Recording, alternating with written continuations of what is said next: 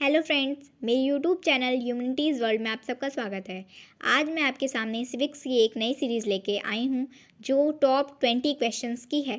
ये इसमें संसद एवं उसके दोनों सदनों के बारे में बताया गया है। तो आइए आज की हम लोग अपनी सीरीज का पहला क्वेश्चन देखते हैं। संसद का लोकप्रिय सदन है। संसद का जो लोकप्रिय सदन होता है उसे हम लोकसभा के नाम से जानते हैं। लोकसभा को हम जनता का सदन भी कहते हैं। इसे हम निम्न सदन के नाम से भी जानते हैं। अगले क्वेश्चन पे आते हैं। संसद का अस्थाई सदन है। संसद का जो अस्थाई सदन होता है वो राज्यसभा होता है। क्यों?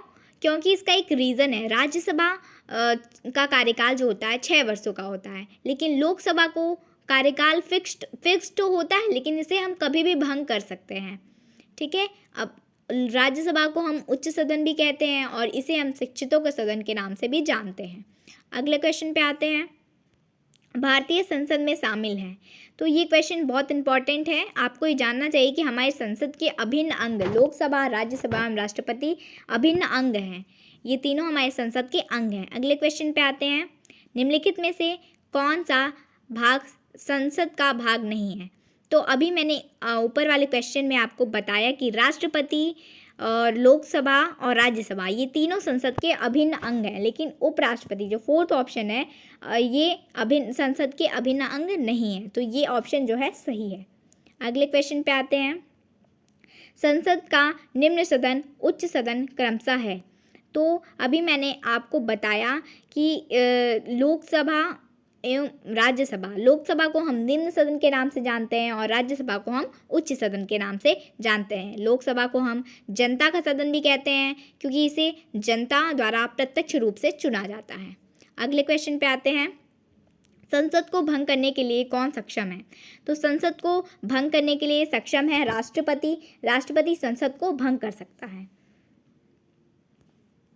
लोकसभा और राज्यसभा की संयुक्त बैठक कब होती है?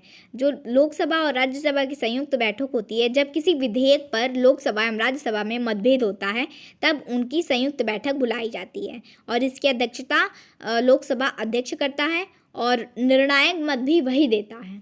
अगले क्वेश्चन पे आते हैं। एक वर्ष में कम से कम संसद में कितनी बैठकें होनी चाहिए? तो एक वर्ष में संसद में कम से कम 2 बैठकें तो अवश्य होनी चाहिए। अगले क्वेश्चन पे आते हैं। संसद के दोनों सदनों में संयुक्त अधिवेशन की अध्यक्षता कौन करता है? तो संसद के दोनों सदनों में संयुक्त अधिवेशन की अध्यक्षता लोकसभा अध्यक्ष करता है और निर्णायक मत भी यही देता है।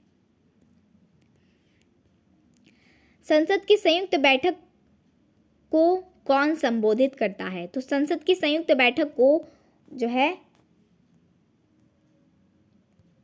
राष्ट्रपति जो है संबोधित करता है।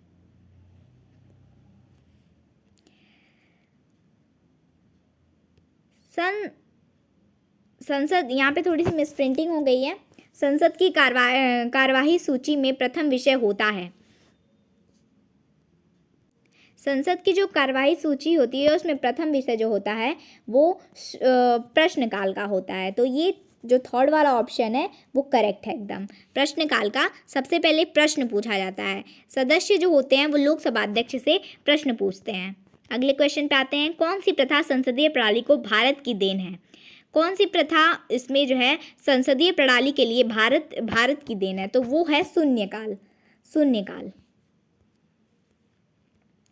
संसद के किसी सदस्य की सदस्यता तब समाप्त समझी जाती है यदि वह बिना संसद को सूचना के अनुपस्थित रहता है। तो वो अगर बिना संसद की सूचना के अनुपस्थित रहता है, अगर वो 60 दिनों तक अनुपस्थित रहे तो उसकी सदस्यता जो है समाप्त मानी जाती है। तो उसका करेक्ट आंसर चौथा वाला है।